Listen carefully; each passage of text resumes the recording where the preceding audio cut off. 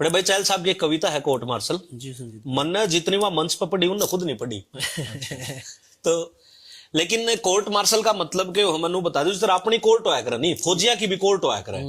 फौजी कट घर में खड़ा हो तो कहेंगे इसका कोर्ट मार्शल होने लग रहा है।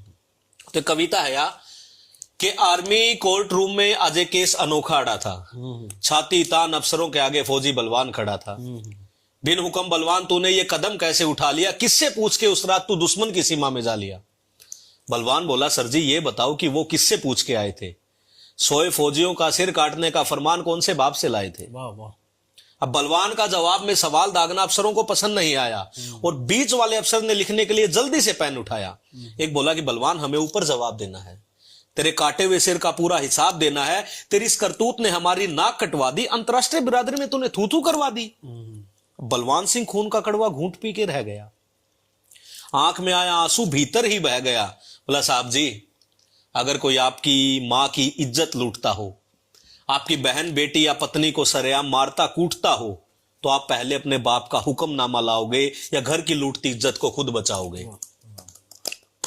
अफसर नीचे झांकने लगा, एक ही जगह पर ताकने लगा।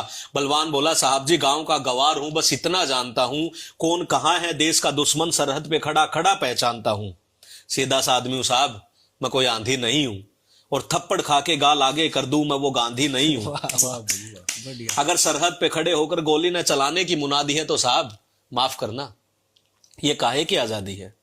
और सुनो साहब जी, सरहद पे छिड़ी जब जब भी लड़ाई है, भारत मां दुश्मन से नहीं आप जैसों से हारती आई है। ये वोटों की राजनीति लोकतंत्र का मैल है, भारतीय सेना इस राजनीति की रखेल है। ये हमें क्या हुक्म देंगे जो खुद ही भिखारी हैं, किन्नर हैं सारे के सारे, ना कोई नर है ना कोई नारी है। और ज्यादा कुछ कहूं तो साहब दोनों हाथ जोड़ के माफी है, दुश्मन का पेशाब निकालने के लिए हमारी आंख ही काफी है। और साहब एक बात बताओ, वर्तमान से थोड़ा सा पीछे जाओ, जब कारगिल में अपना पंजाब वाला यार जसवंत खोया था, आप गवाओ साहब उस दिन मैं बिल्कुल भी नहीं रोया था। खुद उसके शरीर को गांव में जाकर उतार कर आया था, उसके दोनों बच्चों के सिर साहब मैं पुचकार कर आया था। पर उस दिन रोया जब उसकी घरवाली हौसला छोड़ती दिखी, लघु सचिवालय में चपड़ासी के आगे हाथ पांव जोड़ती दिखी।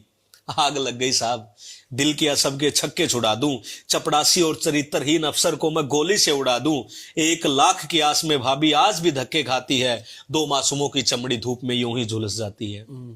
और साहब शहीद जोगिंदर सिंह को तो नहीं भूले होंगे आप, घर में जवान बहन थी जिसकी अंधा था जिसका बाप।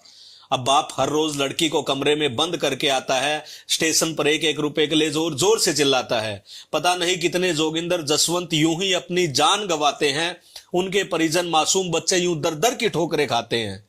भरे गले से तीसरा अफसर बोला कि बात को और ना बढ़ाओ, उस रात क्या हुआ हमले में बस यही सफाई में बताओ। अब भरी आंखों से हंसते हुए बलवान बोलने लगा, उसका हर बोल सबके कलेजों को छोलने लगा कि साहब उस हमले की रात हमने संदेश भेजे लगातार 7, पर हर बार की तरह कोई जवाब नहीं आया। 2 जवान मारे गए, कोई हिसाब नहीं आया।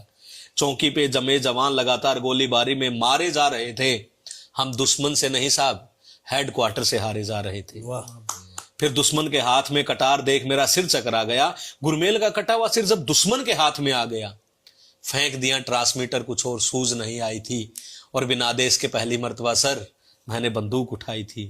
गुरमेल का सिर लिए दुश्मन रेखा पार कर गया, पीछे पीछे मैं भी अपने पांव उसकी धरती पे धर गया, पर वापिस हार का मुंह न देख कर आया हूं। वो 1 काट कर ले गए थे, मैं 2 काट कर लाया हूं। इस बयान का कोर्ट में न जाने कैसा असर गया, पूरे ही कमरे में एक सन्नाटा सा पसर गया। पूरे का पूरा माहौल बस एक ही सवाल में खो रहा था कि कोर्ट मार्शल फौजी का था या पूरे देश का हो रहा था। कोर्ट मार्शल फौजी का था या पूरे देश का हो रहा था।